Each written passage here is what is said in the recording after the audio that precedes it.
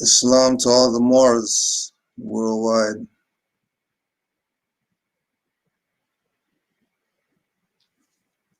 Get started up.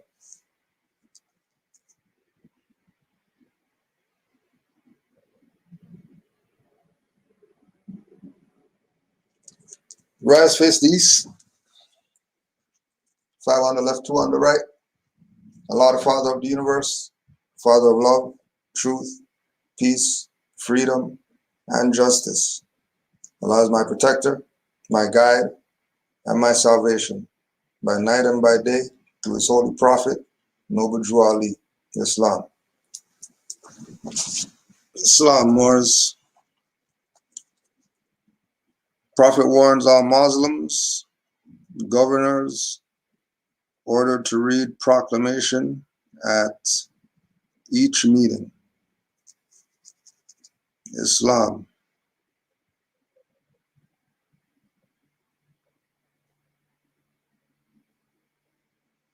I hereby inform all members that they must end all radical, agitating speeches while at work, in their homes, or on the streets. We are for peace and not destruction. Stop flashing your cards at Europeans. It causes confusion.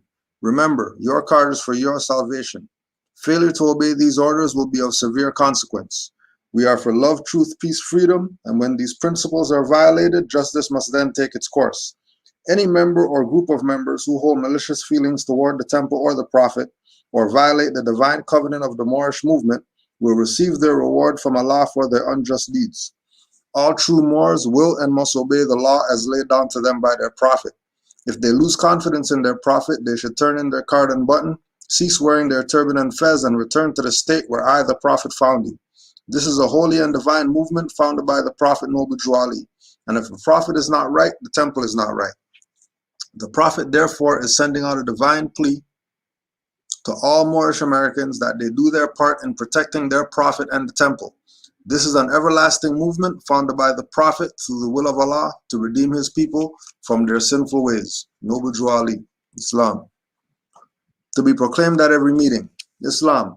I am glad to know that I have a few faithful Moors among you all, and I desire for them to know the truth and the divine truth. There is a host of jealousy about me and the movement now by the same people of our side of the nation that claim that I was only a joke and unreal.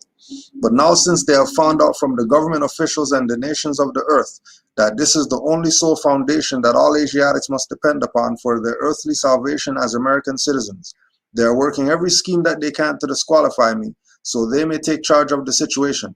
I have notified all these things to you long ago in the past. It is through the faithful Moors that attribute to the movement and uplifting funds. The ones that paid their divine respect to me and the movement will be remembered. That is why I am calling upon all faithful Moors to increase their faithfulness to me, your prophet, and your divine Moorish movement. I need finance, and I need it badly. Never before have I needed finance so badly as I do at present, so I can shove aside the discord that is facing the nation. It all comes through jealousy because of my fame and nobility. The nations of the world will not recognize the movement without I, the prophet, being head. It has been proven by my works which I have performed in the past few years. Prophet Noble Drew Ali. To the members of the Moorish Science Temple of America. Islam. This is the instruction from your prophet Noble Drew Ali. Be faithful unto your forefathers' divine and national creed, that you would be blessed for your good deeds that you sow in the flesh. Allah is the one that judges the world, and his judgment is now on, but the weak can comprehend it not. The end of time is drawing near, so says Allah to his divine prophet, I, Noble Drew Ali, and that's why many hearts have been turned to stone. Many have eyes to see but cannot see, ears to hear but cannot hear, lest they would be confounded of their sins. These are trying hours now, dear Moors, and every evil spirit is moving, and they are trying every weak mind to overthrow and drag out the true foundation that has been laid, and to cause confusion in the minds of the ones that do believe. But if you have the true love of Allah and the spirit of your forefathers, you fear not what you hear or see, but would sacrifice the utmost of your very life to protect your movement and your prophet. Watch your enemies, dear Moors. Your enemies are the ones that speak against your prophet and ridicule him to the very lowest, and the ones that speak against your divine and national principles of your temples. Act accordingly, and Allah would bless you for your good work. Peace, your divine prophet, Noble Drew Ali. Islam. Peace and love to all the Moors worldwide. We're just going to start up with a song, and then we're gonna go into a video, and then we'll go into some other things after that.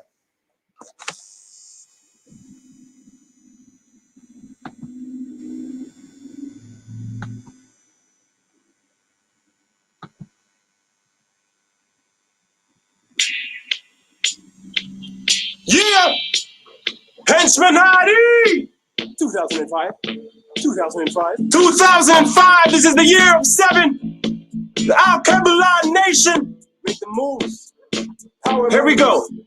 Nigger, nigger, have you any cotton? Yes, sir, yes, sir. 3 bags, I got 'em. 1 for you, master, 1 for your wife. 1 so I don't get whippings at night. Now run along, nigga, to the pig pits. I get the pig meat, you get the grits. Now give me some chickens, cook 'em up sweet. I get the chicken meat, you get the feet. I get the drumstick, you get the back. I get the chicken thigh, you get the neck. Now give me a cow, make it a meal. I get the ox, you get the oxtail. Make soup with it, nigga.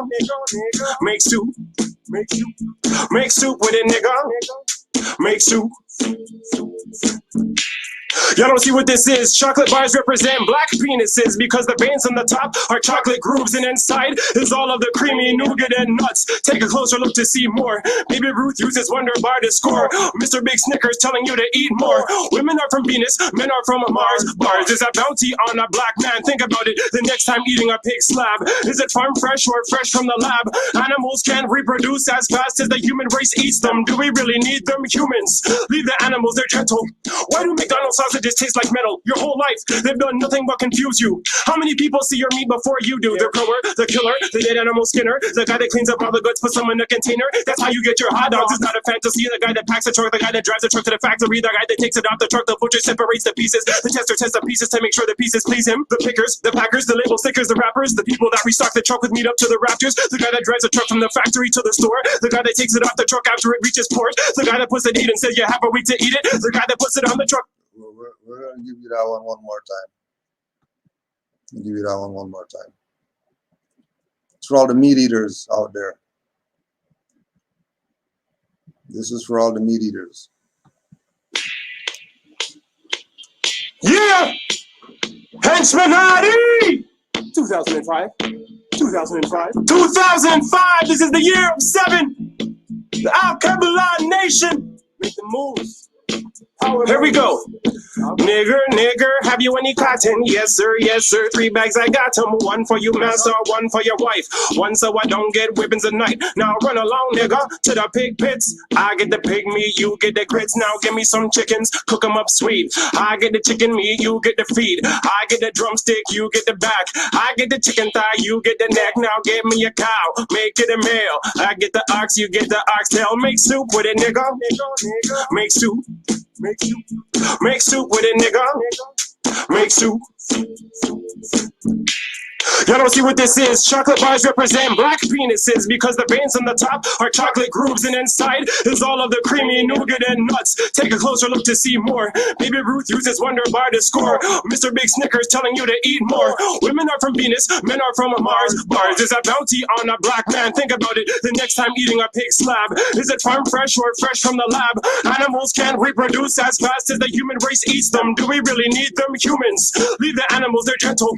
Why do McDonald's sausages taste like metal? Your whole life, they've done nothing but confuse you. How many people see your meat before you do? The grower, the killer, the dead animal skinner, the guy that cleans up all the goods, puts them in a container. That's how you get your hot dogs. It's not a fantasy. The guy that packs a truck, the guy that drives a truck to the factory, the guy that takes it off the truck, the butcher separates the pieces, the tester tests the pieces to make sure the pieces please him. The pickers, the packers, the label stickers, the wrappers, the people that restock the truck with meat up to the rafters, the guy that drives a truck from the factory to the store, the guy that takes it off the truck after it reaches port, the guy that puts it in and says you have a week to eat it, the guy that puts it on the truck after the meat reaches and you come along and eat it. And the really scary fact is dead flesh stays fresh for a day and a half. So let's fry grits and chitlins in a skillet. Animal meat starts to rot the moment that you kill it. And the top water, they say it's clean and wet as hot water, smell like shaving cream. What's that thick creamy white stuff on your Cinnabon? There is literally a little McDonald's in everyone. It's poison, but when you eat it, you don't think it. Most of you don't sniff Coke, but you drink it.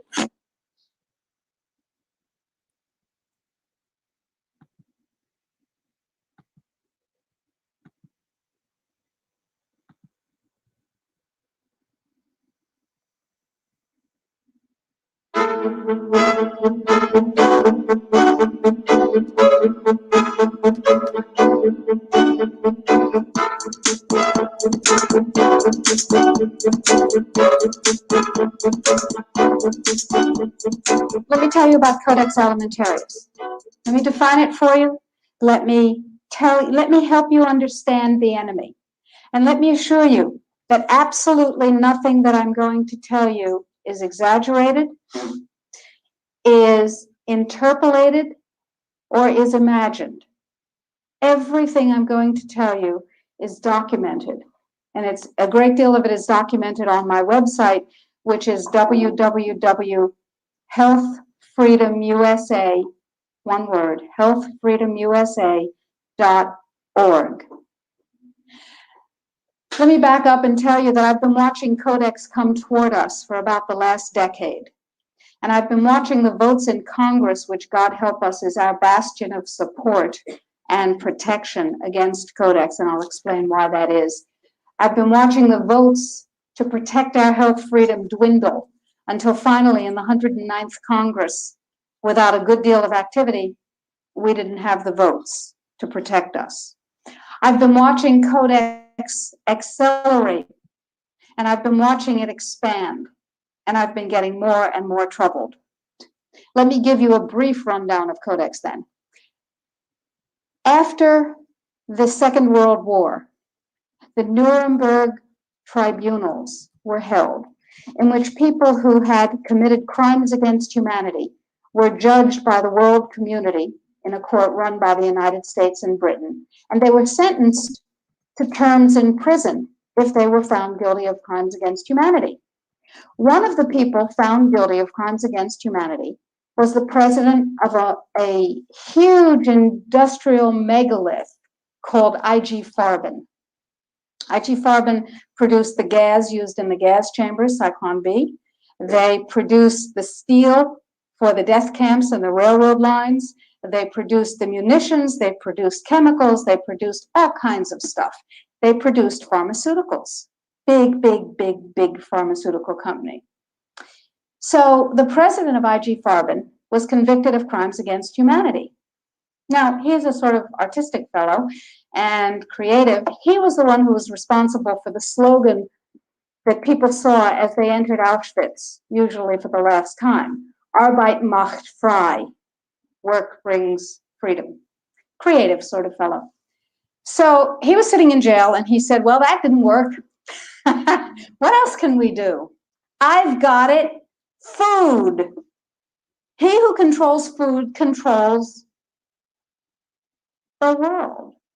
So when he got out of jail, he went to his UN buddies and he said, have I got an idea for you? If we take over food worldwide, we have power worldwide. And his UN buddies said, cool idea. And so they created a trade commission. That's a very important pair of words, a trade commission called the Codex Alimentarius Commission. It is not a public health commission. It is not a consumer protection commission. It is a trade commission. Trade is about Do you want that green sheet? business. Yeah, Trade is about hold on. profit. Well, they Go ahead, Mark. No. Just rewind her. I'm trying to hear that codex thing she said. The codex, the name of the Yeah, Codex Alimentarius. ALIMENTARIUS.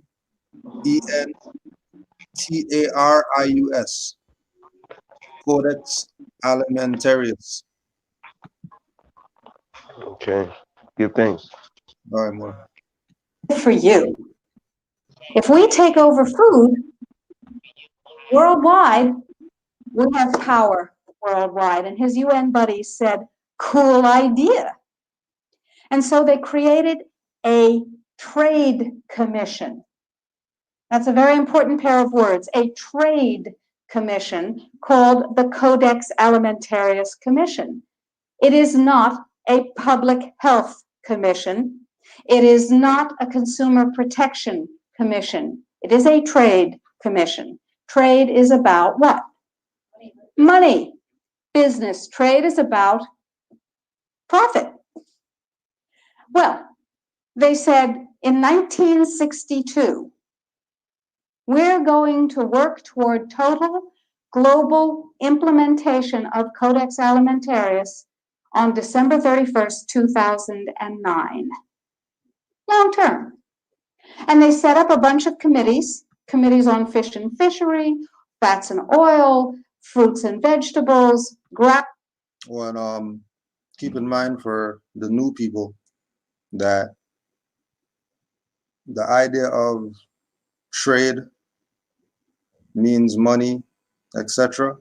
Keep that in mind when you hear these Moors start telling you to trade mark or to authenticate certain instruments. They're right in line with this. Keep in mind the ISIS papers and the 9 battlefronts that Francis Cress Welsing was talking to us about. Economics, education, entertainment, labor, law, politics, religion, sex, and war. Health affects all those. What their plan is, as far as the health aspect, affects all the 9 battlefronts. Just to keep that in mind.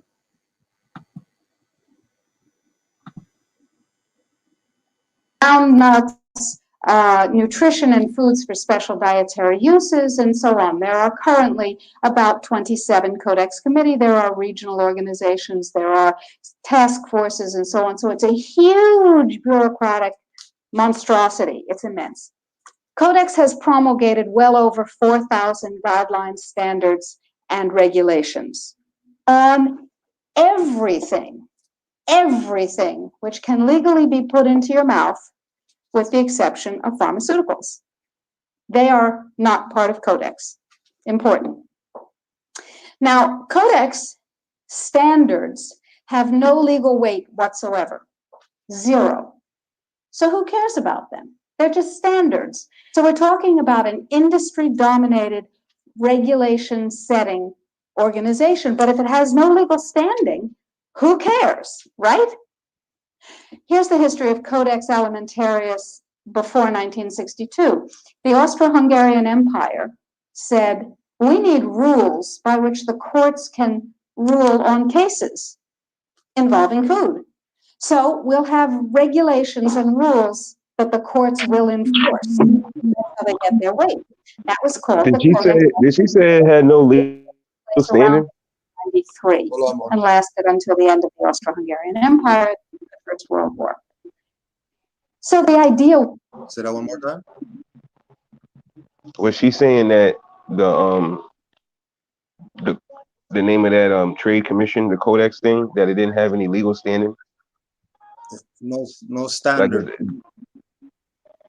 Like, it didn't have any. Oh, no standard. Oh, okay. I'm sorry about that. Oh no, you're good. That the courts will enforce. That's how they get their weight. That was called the Codex Alimentarius, right? Here's the history of Codex Alimentarius before 1962. The Austro-Hungarian Empire said, we need rules by which the courts can rule on cases involving food. So we'll have regulations and rules that the courts will enforce. That's how they get their weight.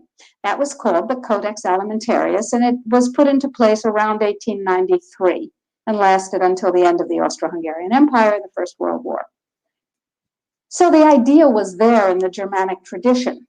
We need rules, lots of rules, lots and lots of rules. We need a lot of rules. Let's have rules for everything to do with food. So it was sort of a natural extension for the German industrialists to say, we'll go back to the good old days of Codex Alimentarius, back when we had them in the Austro-Hungarian Empire. Cool. So they started promulgating their rules and regulations, and they were voluntary.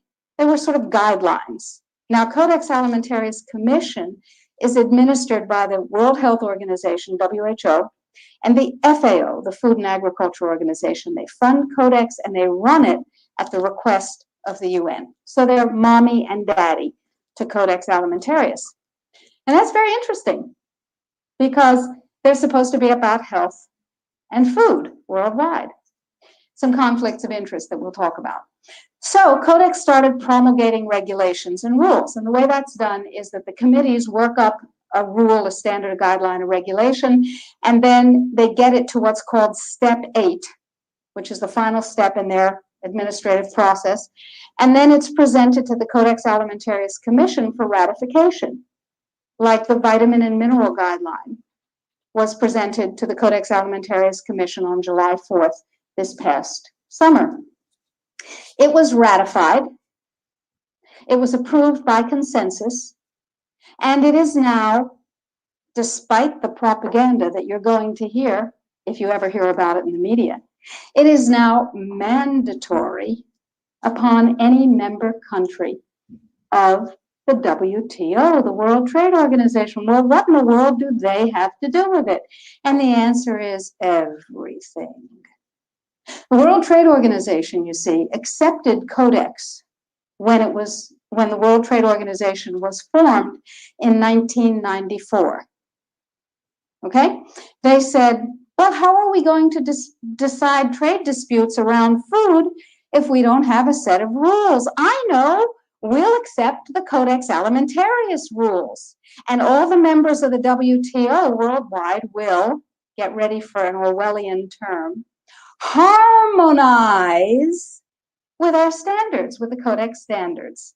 Harmonize. I suggest you capitalize the first 4 letters in your mind. So everybody's supposed to harmonize with Codex. And when they harmonize with Codex, then if they get the organization resolution process, they have a chance in it. Because here's the kicker. You ready for this? This is why it's so important for our people to think. So it's so important for our people to think. Same thing I said when I heard it. She really said that? She really said harmonize, capitalize the first 4 letters. Yep. What? That was crazy. Yeah, no different than more saying don't use words that say con in it. You know, what a contract is a con. A contract is a con. Right? Same idea. You have anything to add more? Just I mean, I'm going crazy because, you know, a lot of things. It's so-called 2021. The video's been done in 2011. You know, they've been talking about the organization since 1962, December 31st, and I'm like, no. That's when they let it go, December 31st, 2009. But they've been talking about it since 1962. Like, they've been implemented this, and the stuff that's happening now, the distractions we get now, like she said this 10 years ago. Yeah. Like, that's what's really bugging me out. I'm like, look at the video, it looks old. Like, so yeah. Imagine where they're at now. Yeah, this was VHS for sure. Right.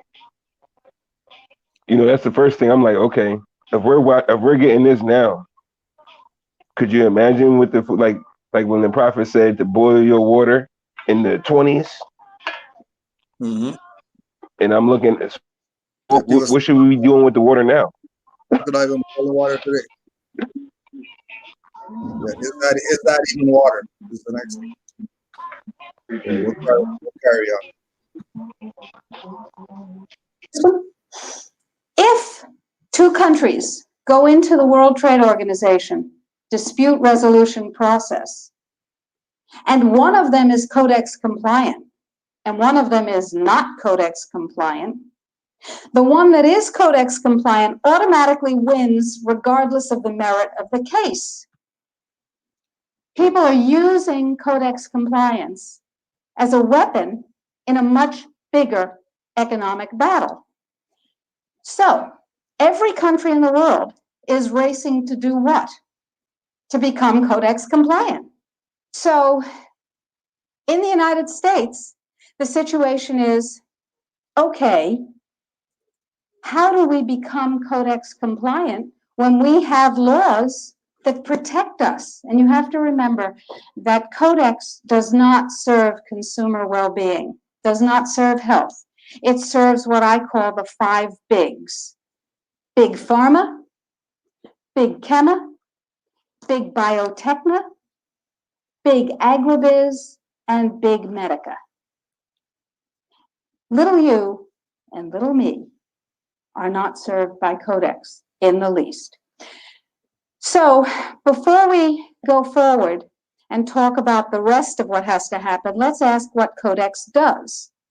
You probably all know about the vitamin and mineral guideline that was ratified on July 4th.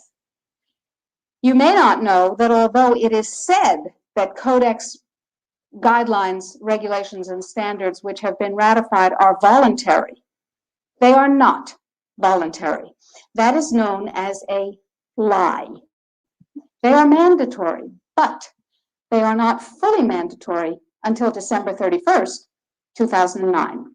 They're sort of kind of a little bit mandatory now, and they're totally mandatory then. Okay, so what does Codex do? Why do I care enough about Codex to close? Before she goes in, let's just put this out there. This is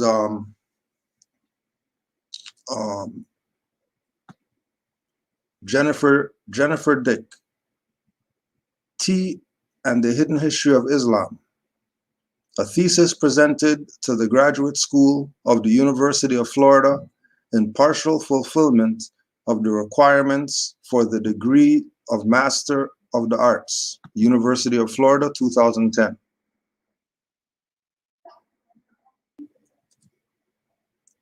Page 13. The first chapter begins with an examination of the Prophet's Tea and the Moorish Science Temple of America.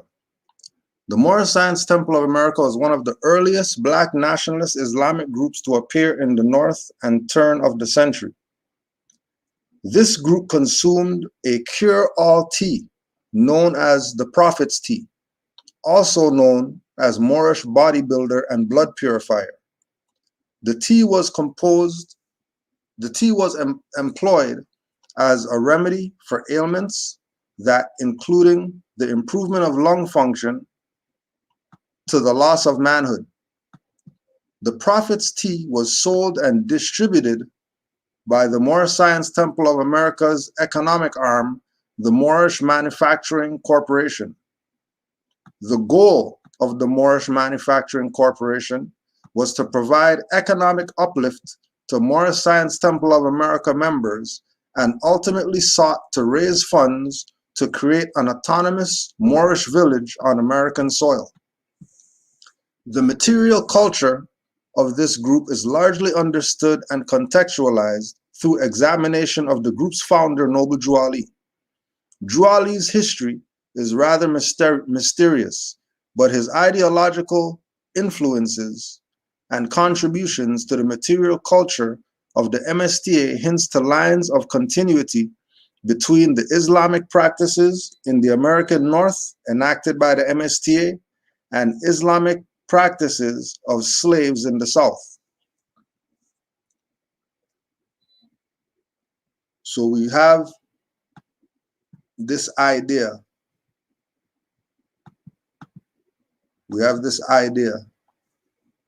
That Noble Drew Ali, according to Jennifer Dick, Noble Drew Ali had a cure-all tea presented to the members of the Moorish Science Temple of America, which in turn is the Moorish nation. Cure-all tea. Cure-all tea. From lung trouble to loss of manhood. They're talking about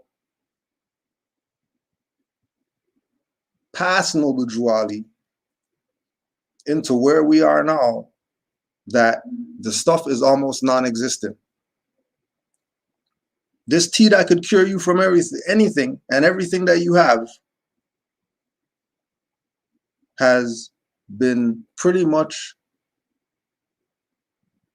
become non-existent. And she carries on.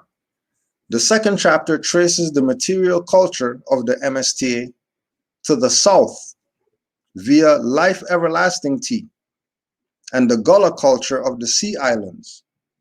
They were the consumers of a herbal cure-all tea from a plant referred to as Life Everlasting.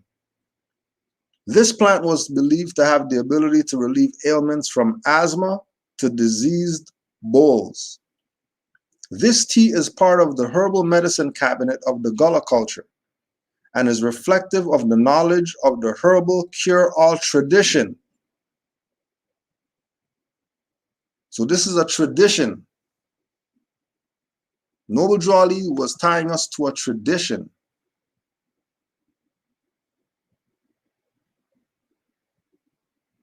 A tradition of cure-all teas. That's Islamic.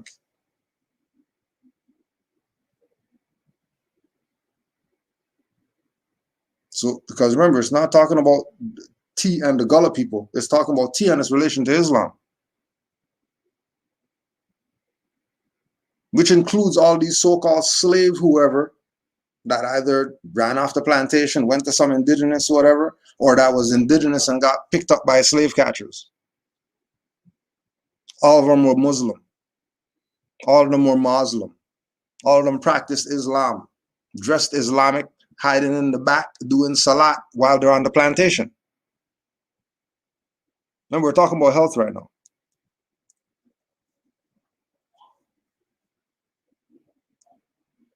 If they have the cure-all tea and all that stuff, you think they're worried about pig feet and all this stuff?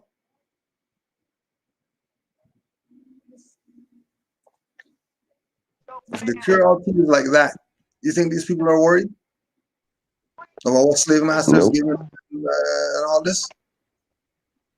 And keep in mind, this is tradition. This is a tradition. Oh, the interesting part of it is that it's not a book. It's a dissertation for a master's degree. Right. We didn't get to book yet. She's not even qualified to be called author yet. This is just for her to get her little paper so she can go write the book later. And again, the point being that one, she's talking about this tea that Noble Drew Ali brought to us or whatever like that. That's a cure-all tea to deal with this health stuff that we're dealing with right now.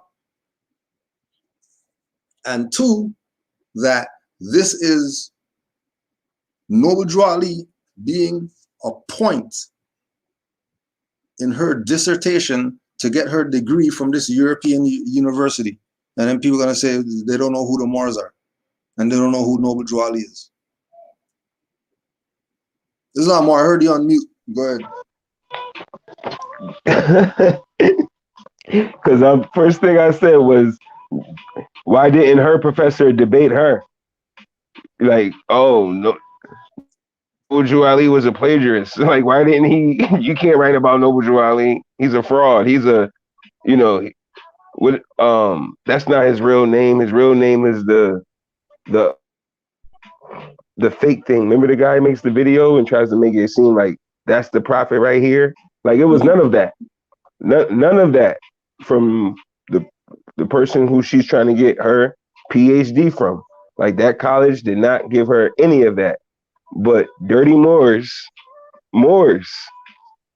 that are supposed to be on this, giving it all the problems in the world. But she got her PhD by talking about the prophets cure all tea.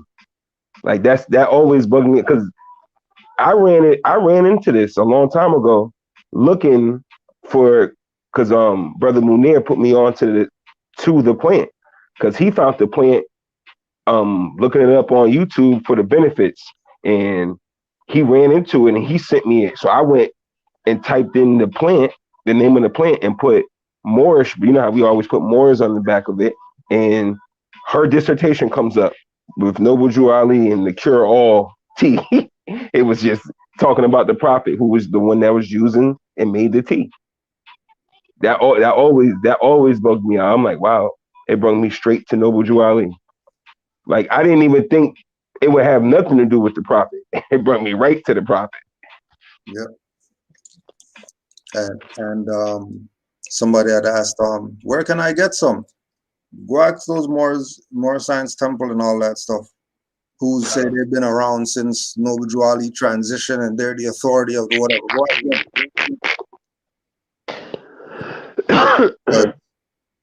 We only got ours. We only got ours because a Moor said, "Hey, I'm gonna send you something." All right, and that's how we got ours. Well, the plan is Mullen. Was Mullen, right? Hey, Brother Yusuf, you're muted. Yep. It was the Mullen plant. You can hear me? Yeah. It was the Mullen plant. It grows wild right outside in your backyard. You'll see it. It has like it's the plant with the furry leaves. It looks like it's like itchy. Yeah, but it's not. It's real soft. Yeah. It looks like you could smoke that. Like if you smoke the cannabis or whatever, or even like tobacco, it's more better for you than to use the tobacco leaf to smoke the mullen plant. But it is the cure all plant. Like once you type it in, you'll see hundreds of Europeans talking about it on YouTube. And I always wondered, and I'm like, they all know about Noble Jew Ali because he's like the first guy who was using it here. That's why she wrote a PhD on him. And keep in mind that it's traditional. It would not say he brought something or whatever. No, because it's ancient, right? Yep. This he gets an honorable mention because that's Noble Jew Ali that they're talking about. And it's bringing reference to the fact that he used this plant in the cure-all tea for the Moors.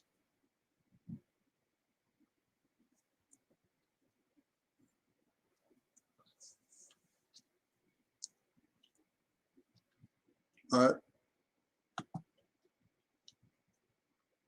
The breadth of the Gullah material culture is largely undocumented because of the context of slavery and the illiteracy of the people. This lack of scholarship has led to debates concerning the extent of the legacy of Islam in the region. But the voices of the enslaved populations can be understood through their material culture and their oral transmitted family histories. To understand some of the potential strands of continuity between the MSTA and the Gullah Islands, and then ultimately the strands that led back to Africa, this chapter examines the life and legacy of Bilali, a Muslim slave from Sapelo Island, part of the Sea Island chain. Bilali was Bilali was literate and a well-trusted slave of Thomas Spalding. He left Arabic documents, was known to pray facing the east several times a day, and even adorned himself with a fez. One of his descendants, Cornelia Bailey, believed to be a modification of Bilali. Bailey, for all the Baileys out there, you're actually Bilali if you're a Bailey. Cornelia Bailey has written an explicit history of her life growing up on Sapelo Island and tried to incorporate all of her knowledge of the island and the Gullah culture into a written document because she believes her culture to be dying. The connection of the MSTA's material culture to the Gullah material culture through the consumption of cure-all teas will provide an anchor to support evidence of cultural connections linking the American North and South to each other and to Africa. The third chapter argues of the direct material connection of the life everlasting tea from sea islands to Nigeria, where the tea is called never die. The exact application of never die tea is less clear than its American counterparts, but the consumption of the plant as a tea originating in Africa demonstrates heuristically cultural continuities between the two geographies. The use of plants for healing purposes has a long history in Africa and is also practiced by non-Muslim populations across Africa. And so they go in, right? They go in. But let's hear what Codex. Let's get back to Codex. It's my practice, and stop treating patients who came to me from around the world to help them regain their health and be radiantly well with non-toxic means, which is a very satisfying thing to do. I love it. And it also provided me with an income. That was nice. Why am I concerned enough? Okay, let's talk about the vitamin and mineral guideline first.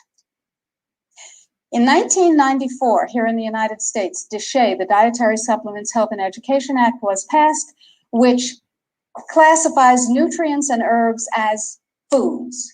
As foods, you can set no upper limit on them. You cannot set an upper limit on lettuce, lamb, or rutabagas, and similarly, you cannot set an upper limit on vitamin C, echinacea, ginkgo biloba, vitamin D. And access to nutrients is freely given to us. We are allowed to have any nutrients we want because, and this is a very important point, under common law, anything not forbidden is permitted. Codex, on the other hand, is a Napoleonic Code law system. Under Napoleonic Code, anything not permitted is forbidden. That's called a positive list. So, vitamins and minerals. In 1994, we passed DSHEA. Nutrients are foods. We can have as much of them as we want. It's our business. In 1994, Codex, with no notice here in this country whatsoever, declared nutrients, put on your intellectual seatbelts, declared nutrients to be toxins. They're poisons, dangerous industrial poisons. As poisons, we have to be protected from them. How do you protect somebody from a poison? You use toxicology. You use a science called risk assessment. A quick primer on risk assessment. First, you take the substance that's poisonous and you feed it to animals and you determine the dose that kills 50% of them. That's called the LD50, okay? And you extrapolate what the LD50 for a human being might be. Then you go down to the other end of the dosage range and you start feeding itty bitty tiny bits of it to test animals. And you come up with the largest possible dose, the maximum permissible upper limit, that can be fed to an animal before a discernible impact is shown, okay? No discernible impact. Then you divide that by 100. That's how they do it in risk assessment. And now you've got a safety margin. So you've got 1/100th of the dose that can be given, the largest dose that can be given with no discernible impact, okay? Nutrients under Codex not only are limited to those nutrients on the positive list, and we anticipate there will be 18 of them, and they do not include CoQ10, glucosamine, chondroitin sulfate. They do include fluoride, which to my knowledge as a physician has absolutely no biological benefit whatsoever, but it does make people complacent.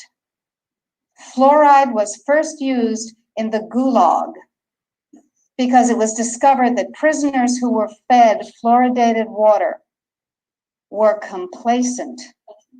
and you could do anything you wanted to them. They were easy to manage. So you have Can 18 you rewind that, nutrients, please? I was just going to. little bitty doses I that was just are going to. determined scientifically, which to my knowledge as a physician, and now you've got a safety margin. So you've got 1/100th of the dose that can be given, the largest dose that can be given with no discernible impact, okay? Nutrients under Codex not only are limited to those nutrients on the positive list, and we anticipate there will be 18 of them, and they do not include CoQ10, glucosamine, chondroitin sulfate. They do include fluoride,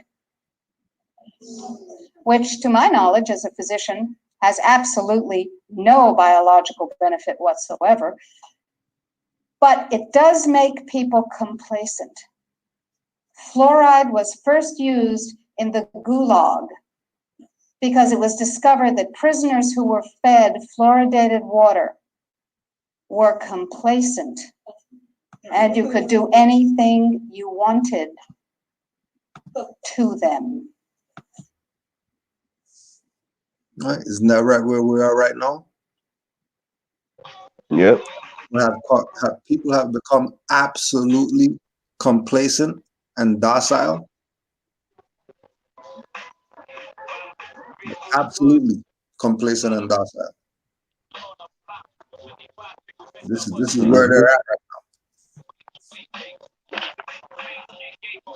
Right? This is where they're at.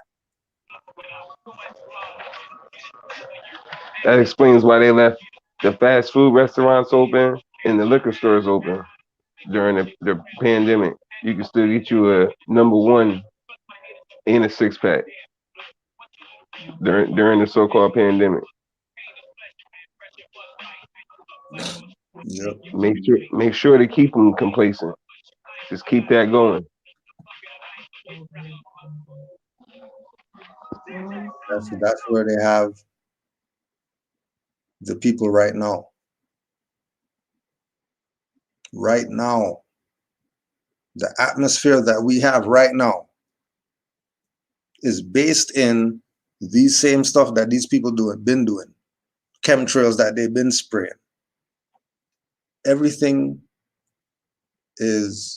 happening right now is based on the cause. We're living in the effect right now. We try to give our people as much as they can to get them out of this complacency. Those people want to be complacent, and you know what I mean, they want to use, you know, whatever they think these people are giving them is not contaminated or whatever with agents to mess their head up, mess their body up, mess their spirit up, mess their soul up, mess their mind up, have them completely off where they're supposed to be. Have them completely off, right? And keep in mind the aspect of the cure-all, and that if people have been taking the cure-all from Drew Ali's time and it was tradition, you think these things will be bothering us right now?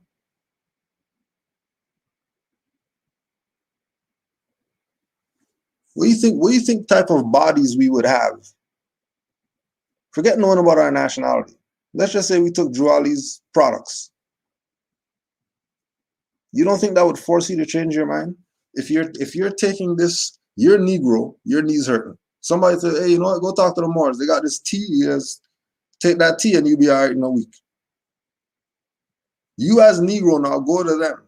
Go to these people called the Moors. Because they sell this product that's supposed to help your knee stop hurting. You take the product and it works. You think these people aren't saying that they're Moors tomorrow? You think they're not going to go find out more about what this is about? If these people could just make my knee stop hurting, I went to all these different doctors, I went to all these different whoever's. Nobody could make my knee stop hurting except the Moors. You really think they wouldn't get on board? And now you know why. You know, that's not on the store shelf for you to just have access to that.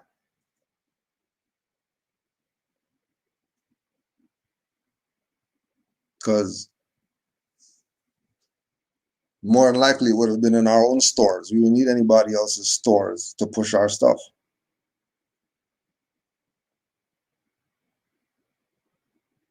Right? No, we don't have to do anything. We're doing exactly what we're supposed to be doing.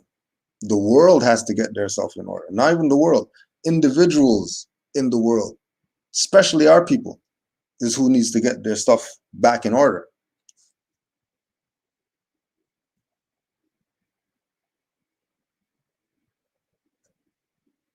It's those people, the people who are classified as everything except Moors, that think that that's cool and that's all right, and they can do that. Those are the ones that need to get themselves in order.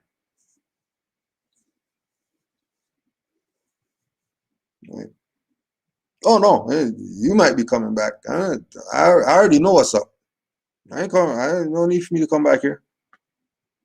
There's nothing here for me to experience other than what I experienced already, or I'm gonna experience. Because man is mind. So I already know I'm not going to be back here. This is the last time on this plane. They ain't coming back here for what? To deal with these people? To deal with these docile, fluoride-minded, calcified pineal gland people? Yeah, right. Again, we're dealing with them right now. We're gonna come back here thinking that, oh yeah, stuff's gonna be better. You didn't learn from Terminator? You didn't learn from Terminator, huh? Terminator never taught you anything.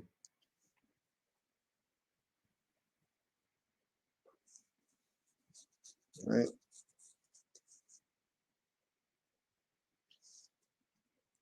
Raleig's the man.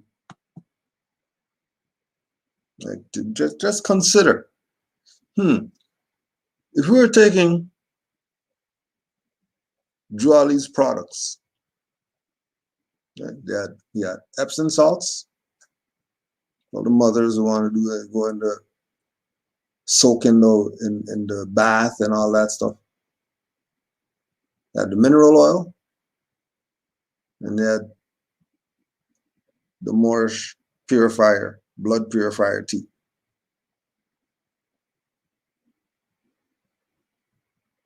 We were taking these things from Jwali's time to now.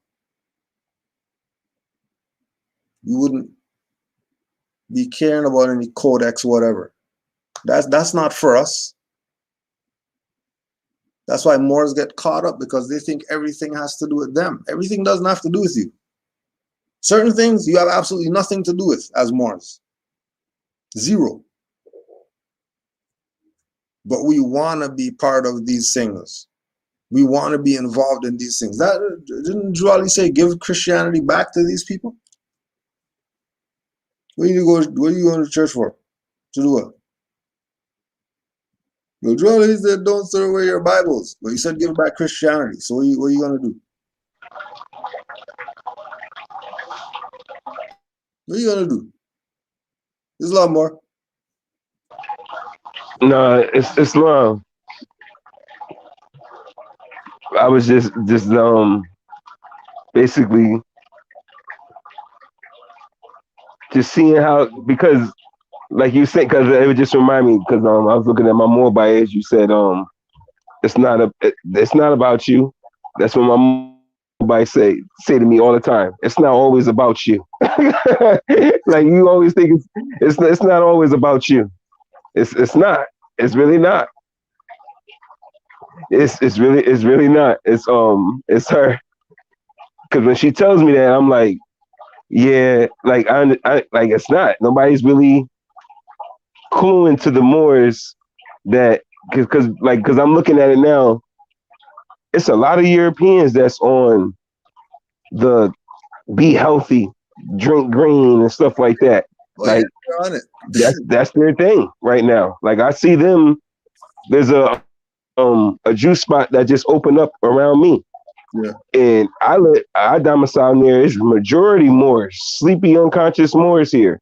And every time I go past the place, it's Europeans coming out of there all the time. They coming right in the middle of the hood, getting their getting their juices. And I'm like, wow, that's amazing. But but at the same time, we should have already been on it because that's our culture. Exactly. All our grandmothers and grandfathers all got some type of potion that they make that ain't on the shelves that when you go to the store, but they tell you to go take a couple of that and you be all right. Go sit down somewhere. Yeah. We supposed to have been on that. We've been on that. We just start losing that once we start, everything's TV, go to the doctors, listen to what the doctors say. The doctors say this. And we start losing in touch with what our elders had, what they had in that cabinet for 25 years. I remember my grandmother came up here from down south with jars of stuff with just aluminum foil as the cap. I never knew what it was. Man, she came back up here. I was like 9. She had them jars till I was like 33. Them same jars. I don't even know how long she had them before she moved up here from down south. them same jars, and if something was wrong, just take some of that, baby. You be all right. Go sit down somewhere.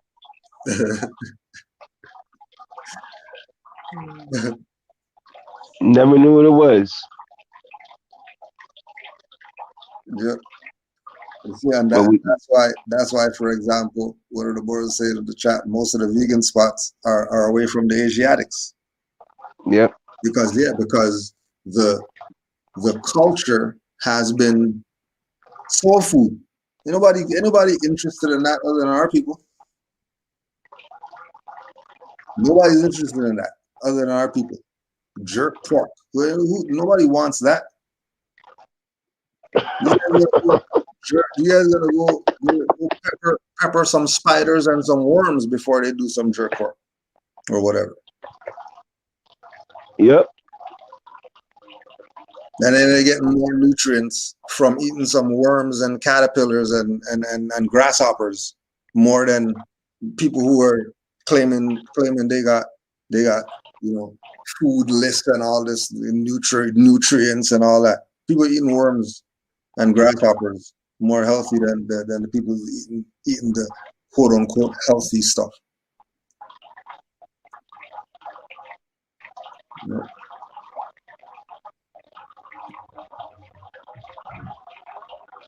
Yeah, I remember when I learned the whole health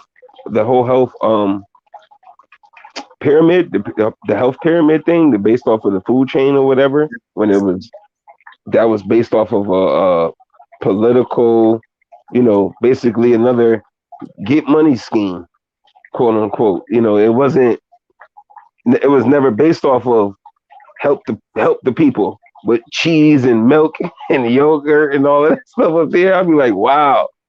Yeah. Like that's in steak, and I'm like, yo, look at it. Yeah, it was to help the farmers. That's exactly what it was. It was to help the farmer businesses at the time to get more notes as they were farming. And I was like, wow, that was crazy. It was a farmer industry move, and I was like, oh, okay. It really had nothing. It was like a commercial.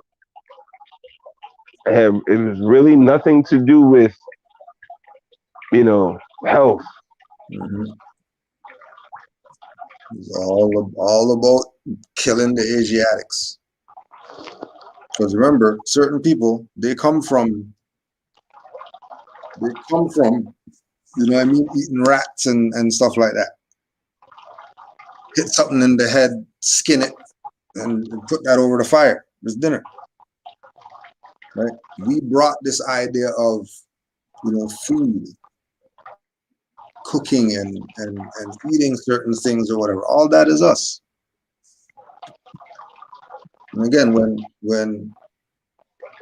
we look at the importance of the aspect of Juali bringing us cure-all herbal tea and mineral oil. Right? He was way beyond his time. He was telling people to be vegan before veganism. You're not going to have cure-all and eat whatever you want. You're obviously going to eat healthy. Right. BS because you have some cure-all, whatever. What kind of sense does that make? Right? The fact that you have the mind of take the cure-all herb means that you're gonna be living righteous. You're not gonna be living like an idiot, but you're drinking the cure-all tea. You know, and you can even look at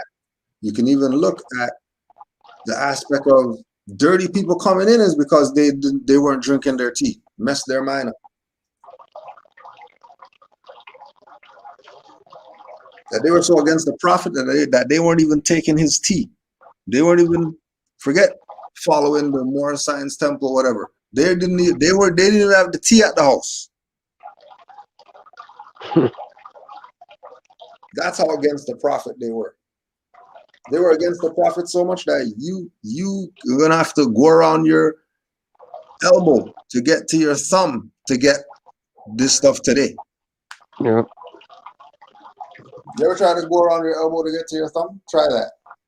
When you figure that out, the tea's just gonna fall out the sky in your lap. Right. 90% of us walk past the mullein plant every day of our life. Never knew what it was. Walk right past it, and then when you see it, you know, we don't know how to. Well, you know, some of us don't know how to dehydrate it. We don't know what part of the plant is what. We don't know what part to, you know, to dehydrate or what part to ferment. You know, like, or is it ready? Is it ready or is it too early? Have no idea. No idea. Just still lost. Still got to depend on the farmers, the fraud.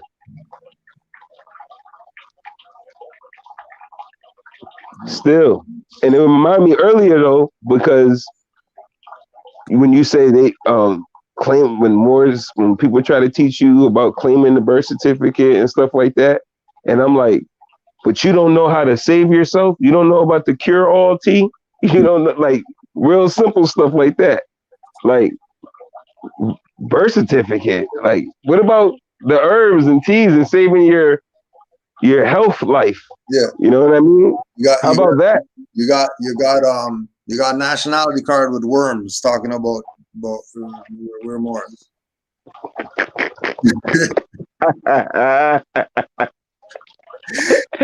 Nationality card and P yellow, P orange. Yep.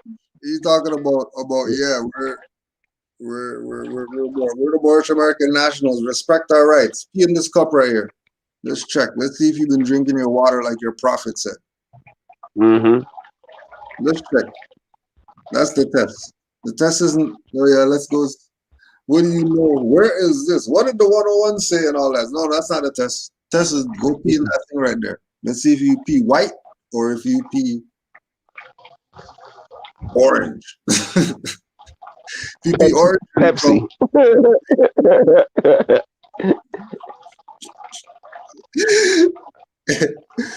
Right. Chapter 2, the prophet's tea. The prophet's tea as a herbal cure-all.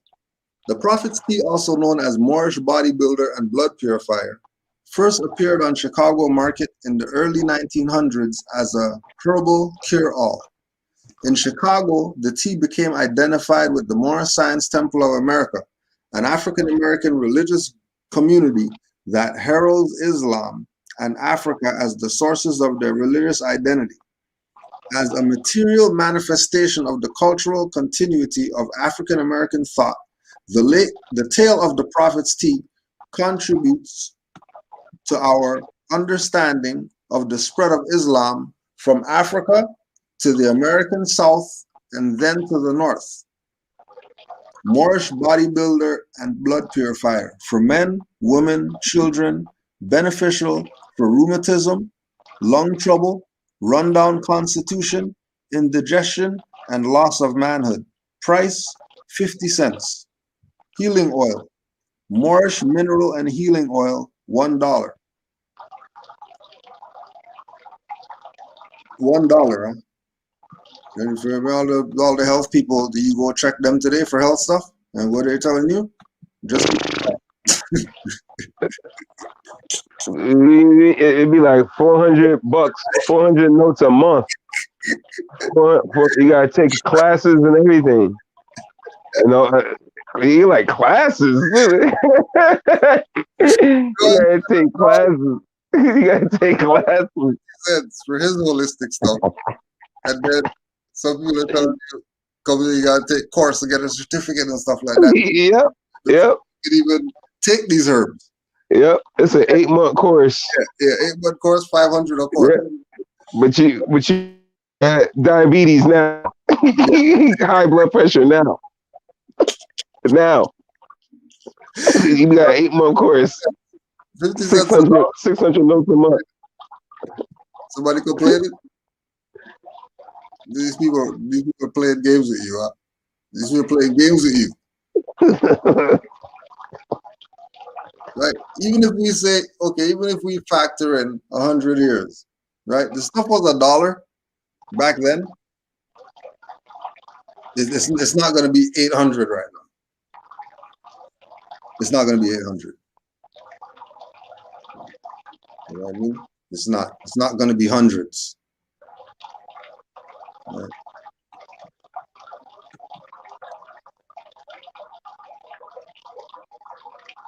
The Moorish Science Temple of America was officially established in Chicago. The founding members of the group were immigrants searching for economic opportunity in the North in the early 1920s.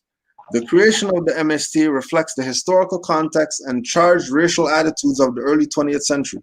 According to the Moorish Guide, self-published newspaper of the Moorish Science Temple of America, the aim of the Moorish Science Temple of America is to promulgate the Mohammedan religion and give to all Moorish Americans their national free name. Members of the MST saw themselves not as African Americans, but Moorish Americans, as they identified with a Moroccan and Islamic historical past. By disassociating themselves from an identity tarnished by racism, they sought to create a space for uplifting of humanity, which would be achieved through participation in the life of the temple and an appropriation of an Islamic identity. As part, keep that in mind, right? They sought to create a space for uplifting fallen humanity, which would be achieved through participation in the life of the temple. So you being at your meetings and all that stuff, reading the stuff that's supposed to be read every meeting, paying your dues, any brothers in adversity, any sister in adversity, you help them out. Everybody has the same flag. Everybody has the same headwear. Everybody's practicing the Islamic tradition. And that's just what we do, because our job is to do that. Our life is to do that. Is to be participating. What's participation? That means be active, not passive. Some way, shape, or form, participate in the life. Remember, the Moorish nation does not exist if you don't. If you don't exist, the Moorish nation doesn't exist. If you're not taking the steps necessary to make the Moorish nation be something, it will be nothing. And Raleigh set the standard that we had our own businesses as Moors. We had a manufacturing company making Moorish manufacturing products. Moorish version. Not European version, Turkish version, whatever, Moorish version. Our own. We had our own newspaper. We had our own publishing, where we were printing our own newspaper as Moors. Where's the business plan and all that stuff for the more printing press that they had. Because if they were printing their own paper, they obviously had a printing press. If you're getting some stuff in a box and all that, there's stuff being manufactured, Yes, big man. Go ahead. right? Oh, let's go do a check-in on the codex. They're easy to manage. So you have 18 nutrients. You have itty bitty, teeny weeny, little bitty doses that are determined scientifically to have no effect on any human being. Now, in this country, we have a problem. We have Deshay. We got to get rid of Deshay in order to harmonize with Codex. That part of Codex, anyway. So how do we get rid of Deshay? We attack it legislatively, of course. And there are 5, count them, 5 bills currently before Congress designed to overturn, gut, invalidate, and otherwise get rid of Deshay. Because once Deshay is gone, we can harmonize with the vitamin and mineral guideline.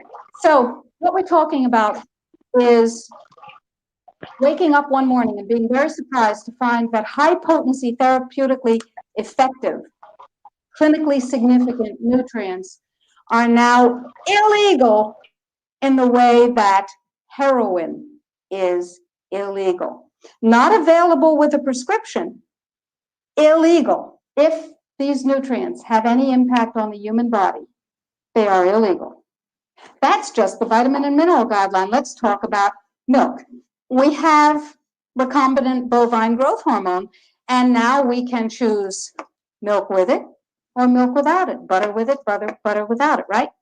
Not under Codex, because under Codex, every dairy cow on the planet must be treated with Monsanto's recombinant bovine growth hormone.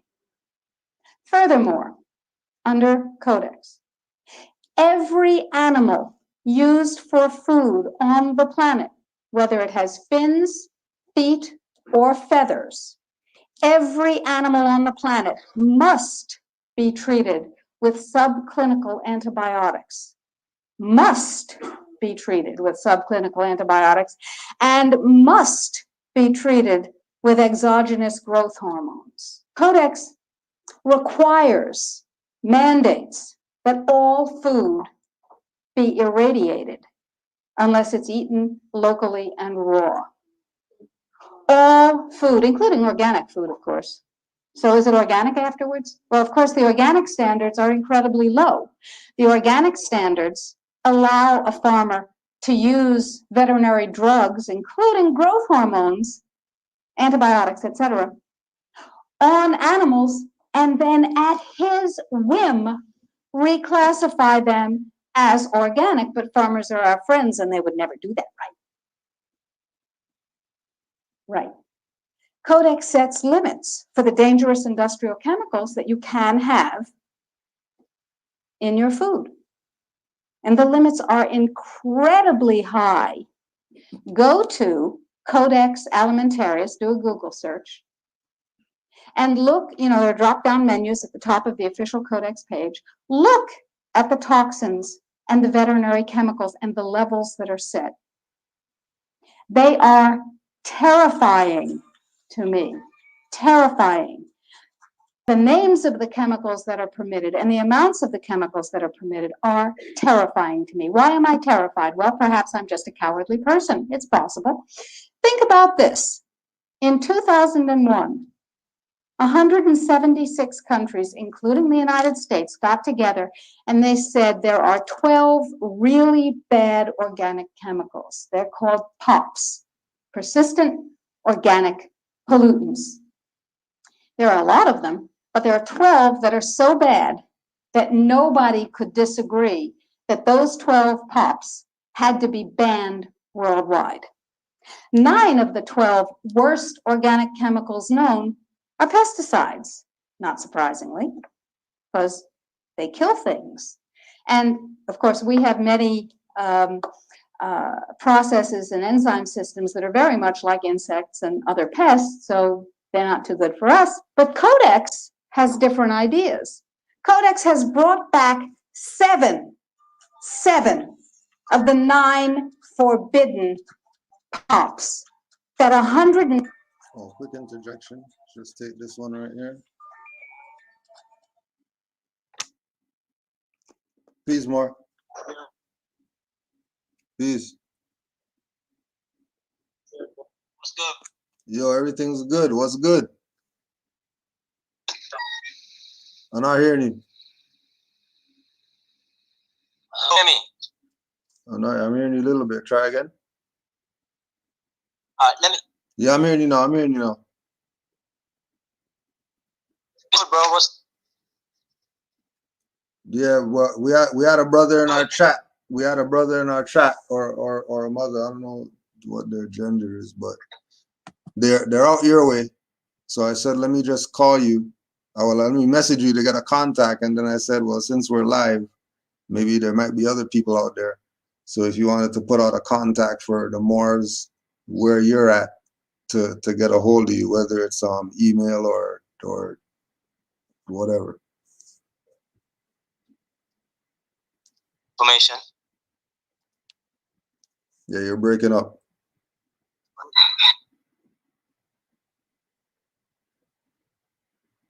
Because Yeah, you're breaking up. We're not hearing you. If anything's, just message it to me and I'll let them know. You might try back. Is anybody near Jamaica? That was the Moors out there. So he might call back or he might just send the info, but once we get that info, we'll get it to you once he calls back.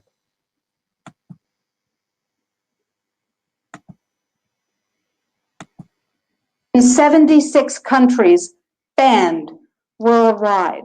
Dieldrin, aldrin, hexachlorobenzene, and the food that is imported from other countries that contains these substances cannot be stopped at our borders, because otherwise it would be, God forbid, a trade violation. That's how Codex works. Codex, according to the World Trade Organization and the Food and Agriculture Organization joint projections. Now, I didn't make this up. Please, if you unfastened your intellectual seatbelts, put them back on again. If you do the numbers in the WHO FAO projections, the epidemiological projections, they estimate, not I, because what do I know? They estimate, they're the experts, that just the vitamin and mineral guideline alone, when it goes into global implementation on December 31st, 2009, will result in a minimum of 3 billion, that's B, bad, big, billion deaths, 1 billion through simple starvation. Those folks who die are not particularly economically successful from the point of view of the corporations. When you're starving to death, how much good can you do when the issue is how much can you buy? Not a lot. Forget them. But the next 2 billion, they will die from the preventable diseases of undernutrition.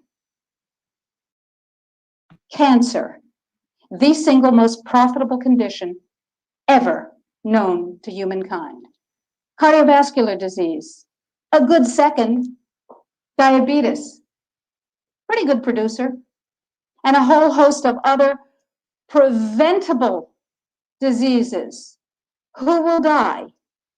Who knows? Who will live? Probably those people who are wealthy enough and powerful enough to have their own pushers of clean food and nutrients. That's who will live. You and I? Probably not. Our children? Probably not. Our grandchildren? Probably not. So we're talking about food regulations that are in fact the legalization of mandated toxicity and undernutrition. It will be illegal if there's a famine in, wherever there's a famine, to ship high nutrient density biscuits to that country, and it will be illegal to distribute them. That's what we're talking about. Codex is big and it's bad, but it's not invulnerable. So the point is that we have to protect ourselves, and I believe that we have to regain global leadership, which we have lost, surrendered, squandered, sold. No global. No, we have sold. Just joining the World Trade Organization surrendered our sovereignty. However, parenthetically, I have a team of constitutional lawyers looking at the following question: are we members of the WTO? Because if you remember from high school civics, the way you get a treaty to be a real treaty is to have it ratified by a 2/3 majority of the Senate. And the way we got into the WTO was they passed a law allowing Bill Clinton to fast track us into the WTO. That's not a treaty. We are not in the WTO. Now, that's a piece of the battle. We will tell George, but I don't think he's going to be relevant by the time we tell him. So that's a piece of it, but that's not going to save our lives right now, because picture in your mind a wasp or a bee trap where the insect voluntarily goes down the funnel and then can't get up out of the trap again. That's Codex. A regular law can be overturned, it can be repealed, it can be corrected by another piece of legislation. But once we become Codex compliant in any area, as long as we're members of the WTO, it can never be repealed, because we have lost the sovereignty to become uncodex compliant as long as we're in the WTO. So it's like going down that funnel and not being able to get up out of it. So it's very important. Well, I'm gonna get you out the funnel. Get you out the funnel.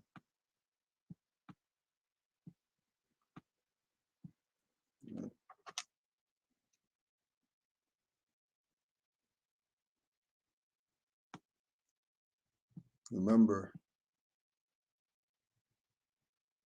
that Raleigh knew exactly what he was doing. He wasn't off in what he was doing. He knew exactly what the position was back then in order for us to have something today. While the MSTA sought to create a new and distinct image, their material culture demonstrates continuities to the very heritage they sought to obfuscate. This can be understood through the creation and consumption of the Prophet's tea, a cure-all tea marketed by the MSTA economic arm, the Moorish Manufacturing Company.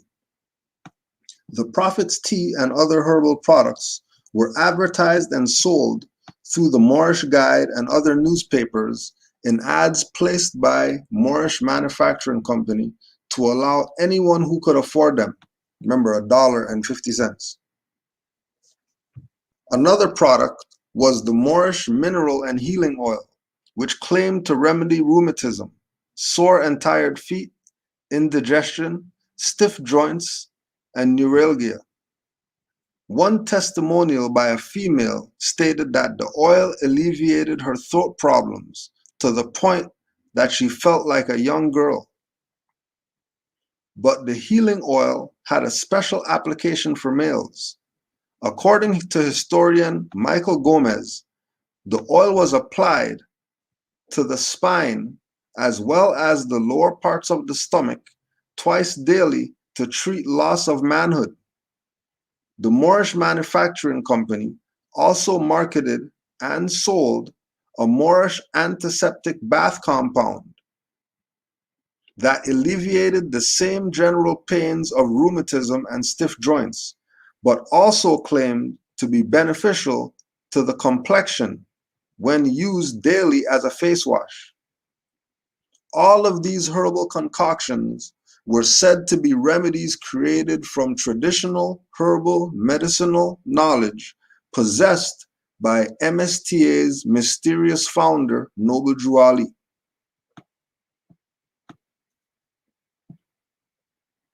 Ali's the man.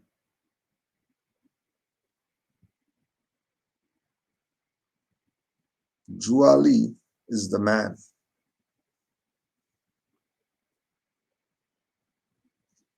And they don't honor him. And if they do honor him, there's some playing games honors. We're not giving him any real honors.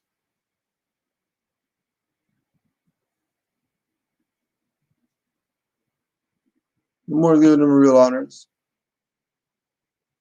Because they really honored him, everybody would have access to everything that he brought. Everyone will have access. If he brought all that, right? If he brought all that,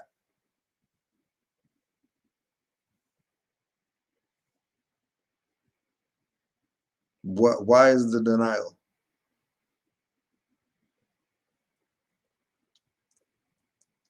Unless, like he told these same people, they're jealous of his fame and nobility. I tell people all the time, he was Dr. Sebi before Dr. Sebi. Don't tell me any BS about Dr. Sebi when Dr. Sebi knew about Noble Drew Ali and knew that he was a Moor. Where do you think he got inspired from? He's Aboriginal and Indigenous, just like the Moors. What else are you gonna do but boil papaya leaf? What are you doing with papaya leaf other than boiling it? What are you doing with banana leaf other than making stuff and rolling it in the banana leaf to put it in the oven?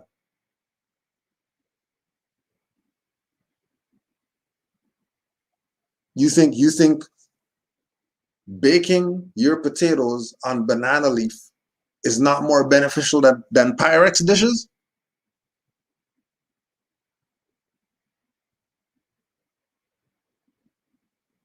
Foil paper, saran wrap, you think those things are better than banana leaf?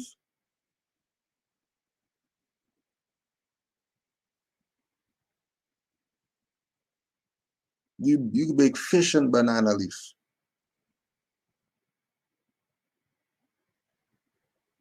You could bake chicken. You want oxtail? Bake that into banana leaf.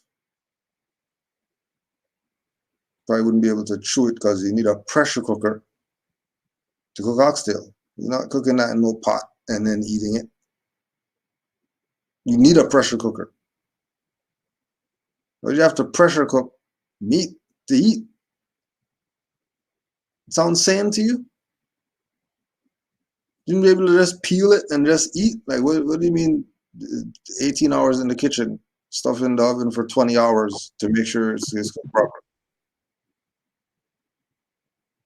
How about you make a turkey out of vegetables and carve that up? It's a lot more. If you have anything to add. No, I was just thinking about the oxtails being cooked in the banana leaf. I'm thinking the same thing. I'm like, that might be having to get cooked in that for about 3-4 days. 3-4 days. That's gonna be some simmering. You must be thinking about that all week. Like, all right, I'm gonna start cooking that now, but by Thursday, I would be dying for some oxtails. Oh, okay. Okay.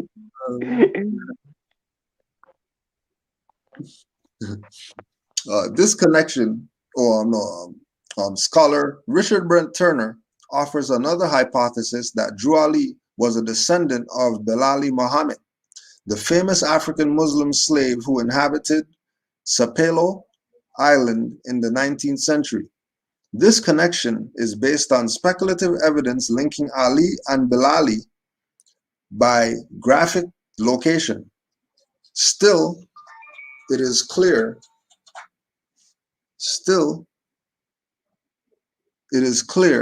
that Drew Ali spent some of his life in the South, in particular in the Carolinas, where it is believed he learned root work and the recipes for all the Moorish Manufacturing Corporation concoctions, including the Prophet's tea. Right? Carolinas, right? That's here. It's not over there across some Atlantic Ocean and all that.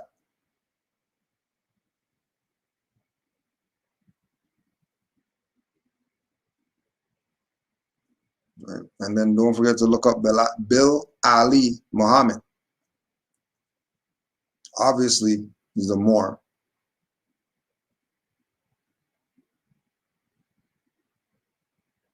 So you can put this stuff together and recognize what it is that this man brought. And that he was masterful in everything that he did. Everything that he did. He was absolutely masterful. And there's not an individual who shouldn't be talking about him. And know anybody who's not talking about him, they're probably a traitor. Because why wouldn't they talk about him? Why wouldn't they bring up this greatness right here, that this lady's doing dissertation to get her master's or whatever?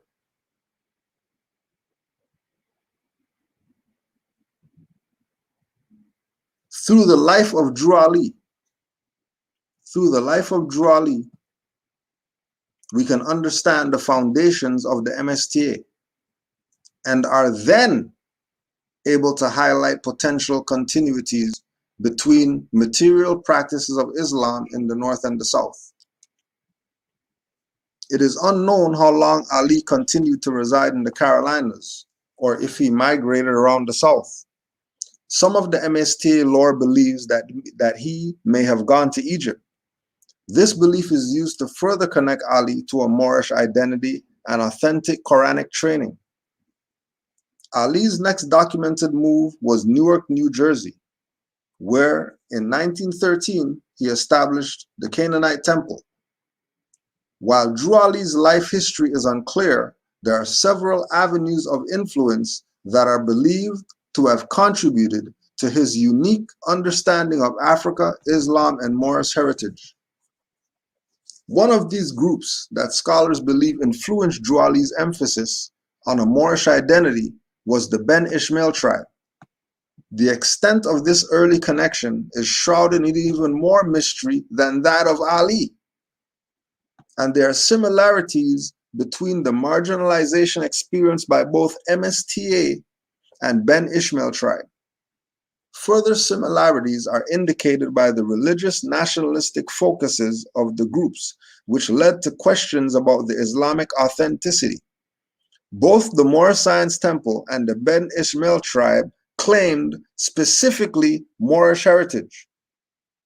The mysterious Ben Ishmael tribe appears in historical records as early as 1790 in Noble County, Kentucky. Why is it called Noble County? You know, Indians never called themselves nobles. You know, blacks call themselves nobles. They say, oh, that county over there? Oh, yeah, that's Noble over there. That's Noble County. Why? You said 1790? 1790. And then you look up the I think it says it too. I just seen it yesterday or the day before. Wow. It was talking the War of 1812 in Kentucky with the Kentucky nobles. It says it just like that. It was the War of 1812, and I was thrown off. I was like, I'm like, I thought it was some, the colonists Yeah. when they called them Kentucky, and I didn't go into it, but I questioned it. I sat there and looked at it, and then now you answering the question, man. That is bugging me out right now. Yo. Like you're answering it. You're answering it. Yeah. like that's bugging me out. Like, yeah, that was Morris. I was like, oh, okay. I stand corrected. Because I wasn't sure. But it was talking about, because I was looking for Algiers again in New Orleans. And what I was typing in was New Orleans Blackamoors, and it started talking about the War of 1812 with the Kentucky nobles, and I was like, well, what's this? Like, this isn't. I'm looking for Blackamoors. You know what I mean? I'm looking for the word Blackamoor, and it's like, no, the word noble. You don't know, and that was the part, because even Abdul even breaking down the word noble. The term noble is a term of consanguinity. It's not like a title for a potentate or something like that. That's a term of bloodline. Yeah. That's who we are as a people. And now it makes sense. You know what I mean? Yep. Especially back then, 1790. 90. You know what I mean? Yeah, right. 1790? The nobles? All right. No, you gotta remember, there's no claims that we're making that Drew Ali and some type of he's the only one. No, this is heritage. You're gonna be the only one. You're the only one who wore feathers out here. What are you talking about? I'm the only one who had a temple that was teaching people. What do you mean? Only people who want to own him and try to make him their thing are gonna talk like that. Right? We say he's the man because of what he did, not who he is. We say he's the man because of his actions. Yep. Right? The mysterious Ben Ishmael tribe appears in historical records as early as 1790 in Noble County, Kentucky. They referred to themselves as Ishmaelites, abstained from alcohol, and boasted an estimated membership of 10,000 members before the end of the 19th century. Their origins are relatively unknown, but scholar Michael Gomez believes they were a Muslim Maroon or guerrilla group comprised of triracial model of descent from African, Native American, and poor white. They lived as an isolated group with a triangular semi-nomadic migration pattern through Mohammed, Illinois, Morocco, Indiana, and Mecca, Indiana. Like, that's not yelling something to you? Yeah, you can read that again. An isolated group with a triangular semi-nomadic migration pattern through Mohammed, Illinois, Morocco, Indiana, and Mecca, Indiana. Historian Hugo Leeming finds this migratory pattern to be parallel to the Fulani, one of the few migratory peoples of West Africa, and at the same time, the most militant missionaries of Islam in that region during the 18th and early 19th centuries. The names of the cities. Islam Grand Sheet. Islamor. How did they know that the same alignment in two different parts of the world? Yeah, right. Two different parts. During the time it was supposed to be Jim Crow, slavery. You know what I'm saying? You know what I'm saying? None of that. No, none of that's supposed to be going on right now. How they know that? You guys not supposed to know about traveling. Supposed to be slave. Only traveling you know across the water is slavery. How is that How?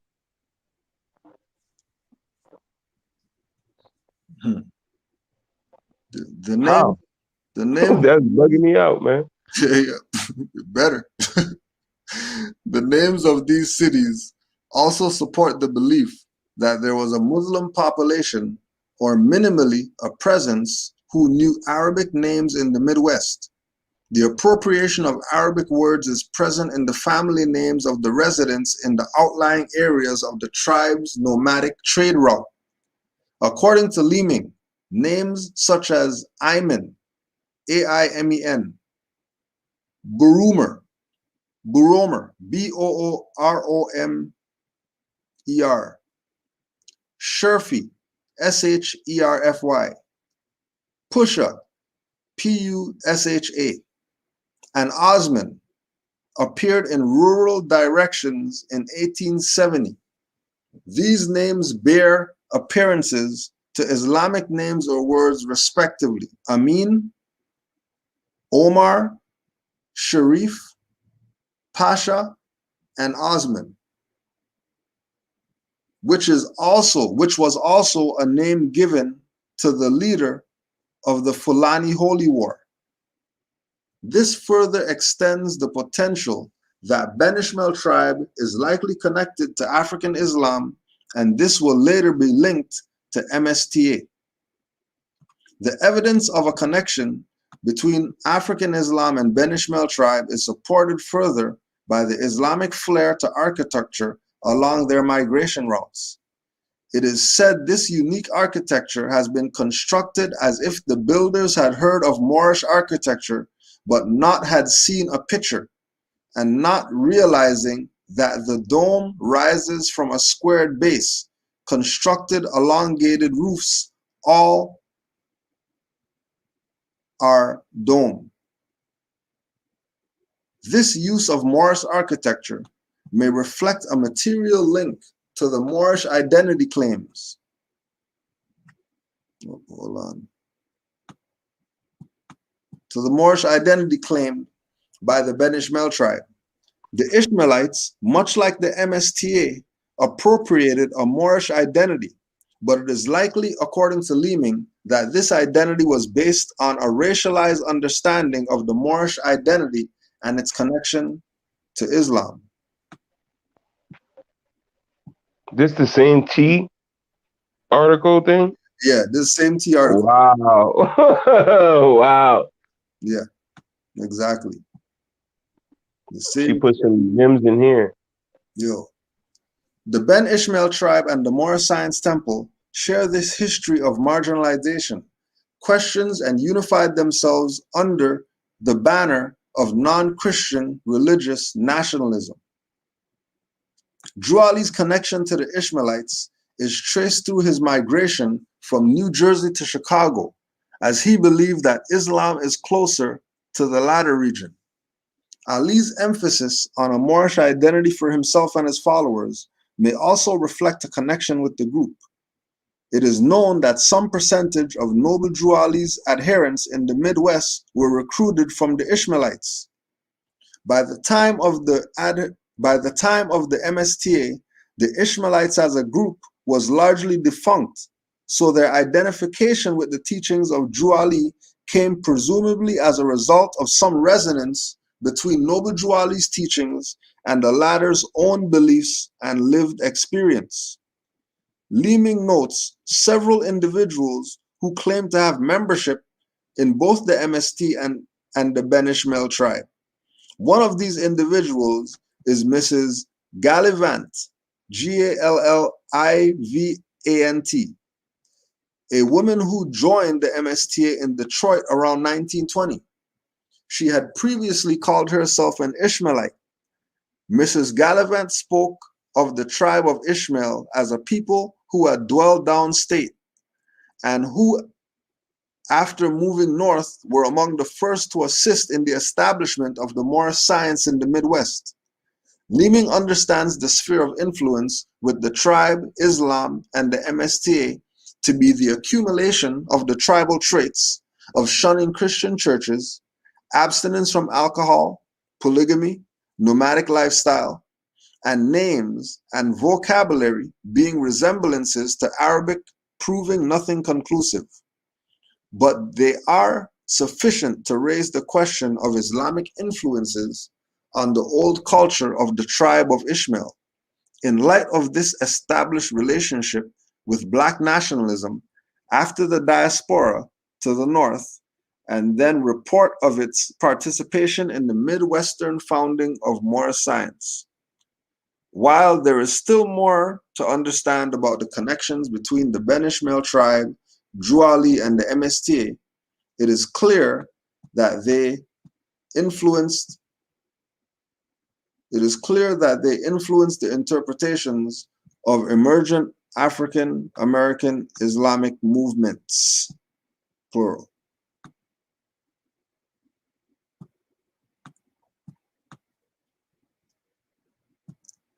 Think they don't know?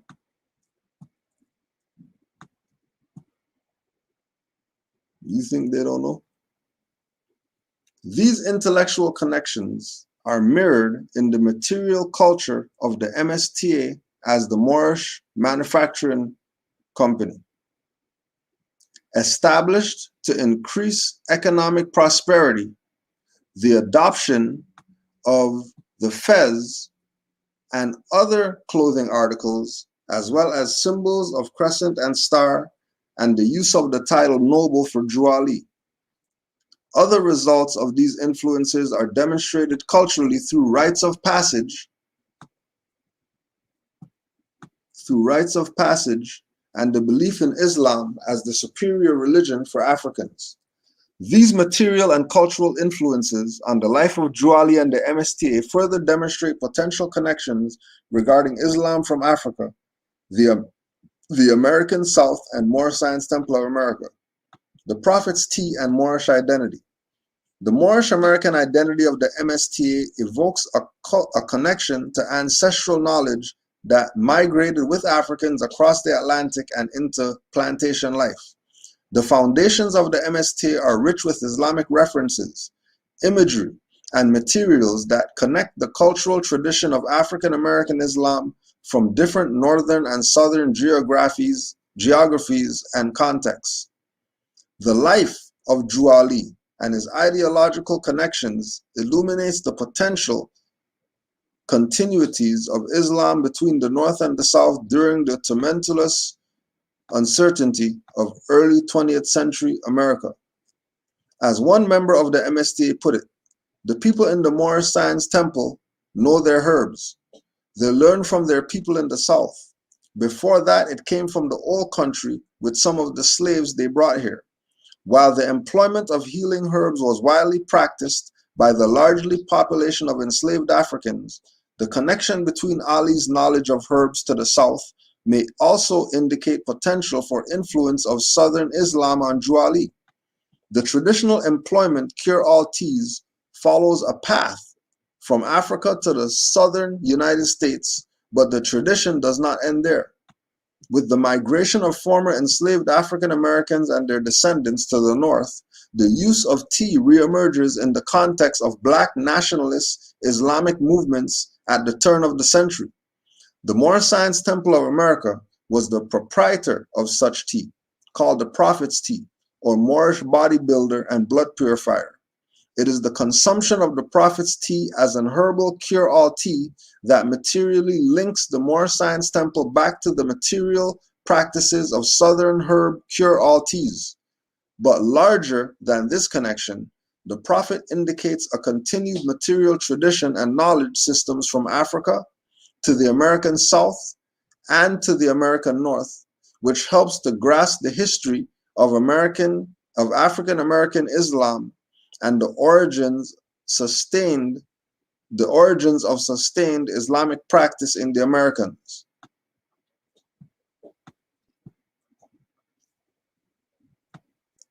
And again, that was Tea and the Hidden History of Islam by Jennifer Dick.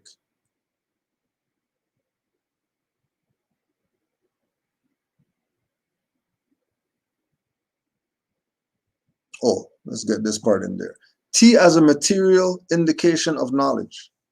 In this thesis, I will employ material analysis to explore the presence and history of Islam in the American religious arena.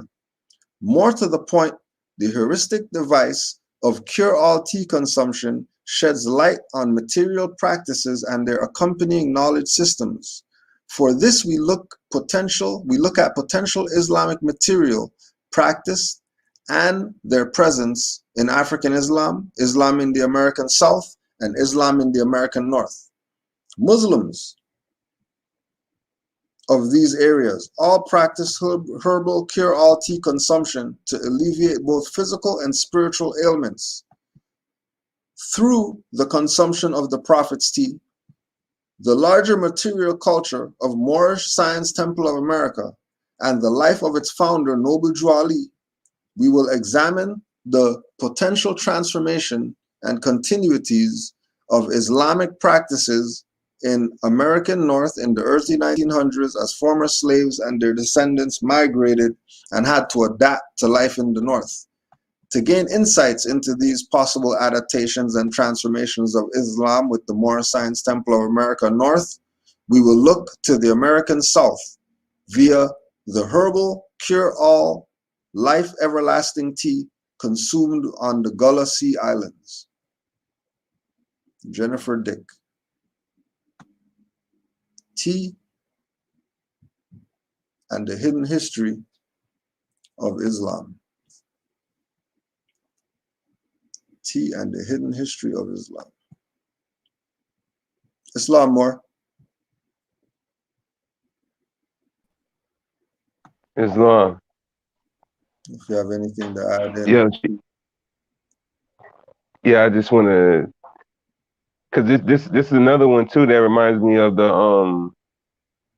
remember the interview we had with the guy who was proving that, well, was showing the Alamos and stuff that was here and all the Moorish castles and stuff like that. This is another one that reminds me. It reminds me of that right there. Yeah. She went in.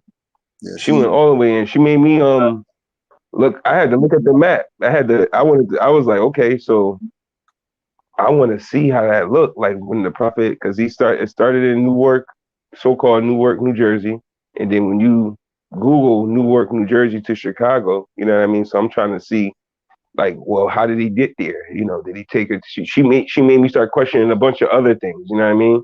Just by mentioning that, like, to show how Indiana, what was it? Morocco, Indiana, and all, like, and then when you Google it, you can see all of those places, like Illinois, and I'm like, wow, like it's right there in your face, like right there, right there, and I'm like, basic stuff, like, yeah, what was that? How many miles was that the Prophet traveled from there to there? Like, and then you're looking at it differently, like, wow, like that was the Prophet's travels, like you know what I mean? You look at it way differently. Like, that's the way the Prophet was moving. You know what I mean? Like, now, what's that alignment? Because now I'm thinking about Michelle Gibson and her, alignment things that she made. What alignments was the Prophet on when he was moving through? Yeah. You know what I mean? Like, what was he for? All of that. Yeah, that's real.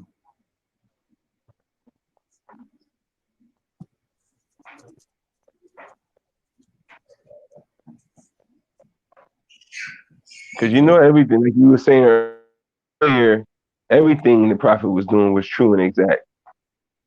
So everything he was doing, every step he made had to be mathematically aligned. It just had to be. Yeah. You know what I mean? Everything had to be the way it was. So just to take note of it, to watch it, because that's what these so-called Europeans do. You know what I mean? They take track record of everything intricately. You know what I mean? Very intricate. Very. You know what I mean? They're in it. They're precise with the notes and stuff. And I never read somebody break down the travels, you know what I mean? Like the degrees and the alignments, okay, when he left, what date was that? How was that astrology aligned and stuff like that? What was going on? Like, I would love to know all of that. I know it's like the mother said years ago, we got a lot of work to do. They said that years ago. Years ago. Enough work for all to do. Don't live by the principles. Live by the principles and do the work. You don't ask, hey, let's go over here and just go build the thing. You don't got time for all that. If we're gonna be getting stuff done, then do what has to get done. We've met, we've conversed, we've studied, we've everything already. When are you gonna? You're here for something. I mean, put the stuff in action. If you're talking crazy that you have, you know what I mean, the spaceship to take us to whatever, then come pick everybody up. Like what are you waiting for? Let's get it done. Because like you said years ago, there's enough work for all to do. Everybody has work to do. Everybody. On top of the work that you're already doing. Everybody has enough work to do. You know, look at the work that Drew Ali did. That, you know, we have our own. We have our own herbal products as Moors. And then this goes again with all the Moors who are in those jurisdictions of the South or whatever, that herbology should be a thing. That shouldn't be nothing. If you're from down there, you should already know what's up. So just do it. You know what herbs are needed? It's supposed to be part of the culture. It's supposed to be tradition. Or is the tradition lost?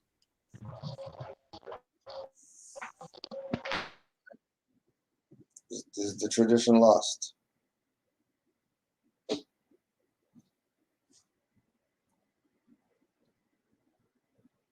Right. Well, just like we were saying the other day, if your shit stinks and you have a nationality card, you have problems. You're supposed to have the good diet. That's what it is.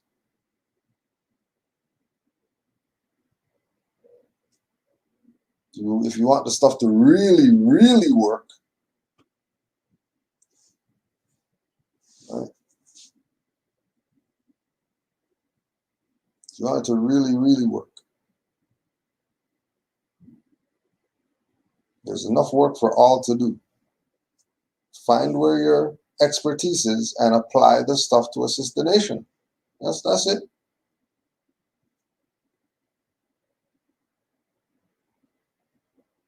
Ain't nothing. Just like the master teacher said years ago. I see people in the chat talking about stuff. You got 3 buckets. You got the fiat bucket, you got the credit bucket, and then you got the bucket with the gold and silver. And then we're going to tell you, fill up all the buckets. You're going to put all this paper in the fiat bucket. Useless. There's nothing that you're going to put in the credit bucket. Obviously, that's useless. And the only tangible thing you have left is gold and silver.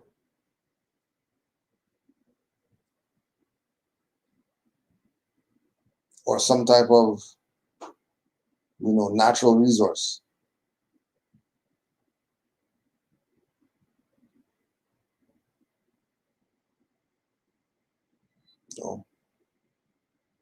Because as soon as these people push the button and there's no electricity, there ain't no stocks and crypto and all that stuff either. Because you already told these Moors stuff is going back to horse and buggy.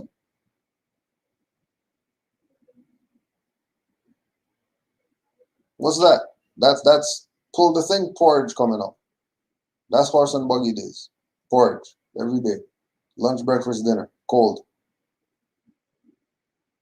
You want to be the man? You want to be the goddess? You gotta get your mind right. Stop looking outside yourself for stuff. Because without mind right, all that stuff outside of yourself is an illusion if your mind's not right. Think about that. Read that again.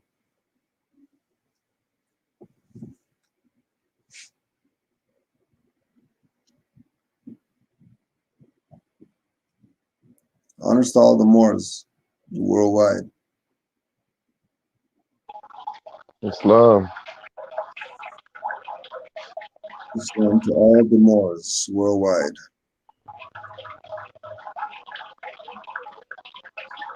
Oh, where would you like to see the nation in 10 years, 20 years, 40 years? With the energy sector, hydro, solar. Yeah, I mean, there's Moors who are already versed in solar and all that stuff. Problem is, there's a lot of Negroes who don't want to know anything, which is why more is supposed to be uplifting fallen humanity. There ain't nothing else to do but try to uplift your people. And if you're not going to do that, then turn yourself inwards with some Moors and get some stuff done. Here's your options. But to look at some 10, 15, 20, 500-year plan while there's Negroes out here, waste of time. Waste of time.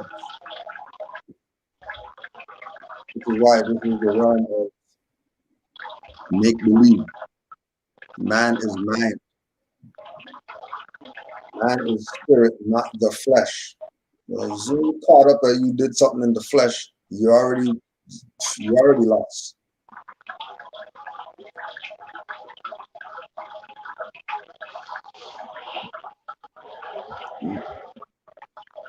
You already lost. Peace and love to all the Moors. There's not more. You have any closing remarks? Man, I'm just so excited to look up so much information right now. Like I'm thinking so much right now. Like how far was the nearest star fort to the Unity Hall in Chicago, Illinois? I'm thinking all type of stuff right now. Like what the, like my brain is like, okay, something's going on. I gotta find out what grid the prophet was on. Where I want to know it. I want to know it, and I know it's all aligned. I know it's all aligned, and I want to know it. I want to be able to walk that grid. You know what I mean? I want to be able to have that. My brain is just right there right now. For real. Let's give you your space so you can get that done. All the mothers, peace and love to all the Moors. Let's just do our closeout. Thanks to all the Moors that were present for today. All the Moors in the chat. 5 on the left, 2 on the right. Allah, the Father of the universe, Father of love, truth, peace, freedom, and justice. Allah is my protector, my guide, and my salvation by night and by day through his holy prophet, Noble Drew Ali. Islam. Islam to all the Moors. Peace and love. Islam.